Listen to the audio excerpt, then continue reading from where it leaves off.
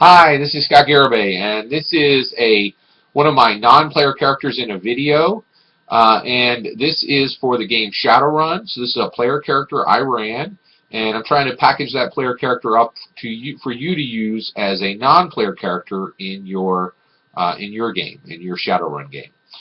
This was run in 4th edition Shadowrun, specifically with the 20th anniversary book. Beautiful book, really gorgeous, full color.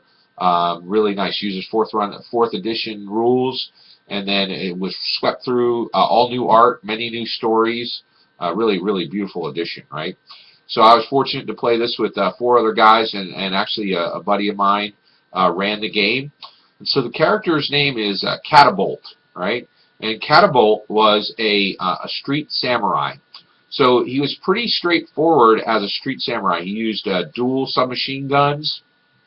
He had some strong melee combat, used monofilament knives, and then he was pretty good at opening up doors, right?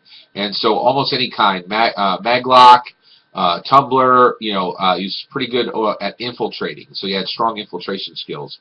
So, why would I bring just a straight street samurai to you? Well, there was a twist to this character, and the twist was kind of unusual. So it was, and I got permission before I ran this character from the game master to run this character. So Catabolt is a street samurai. Also, basically, he's a human, right? But he uses full armor whenever he's running, and he uses a full face mask, an armor face mask, and he uses a full spectrum goggle set, right? Which gave him infrared, gave him low light. Pretty good, strong, like a surveillance package, right? Or package, zoom lens, all kinds of stuff on his goggles, right? But you never got to see Catabolt's face.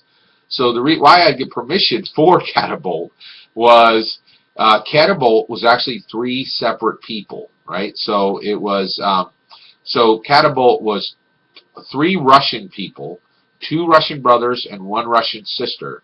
Right, and essentially they all essentially the same height and weight generally, and they all essentially, and so basically what they did was they actually had created a Shadowrunner together between the 3 of them, and then they actually ran that Shadowrunner with a team, right? And so the team didn't really, they've never seen Catabolt's face, and Catabolt had and the reason why the team kept him was he had proven himself time and time again in keeping his mouth shut and doing the job that needed done, right? So Catabolt could speak, but when he would speak, his voice would come through an electronic filter, right?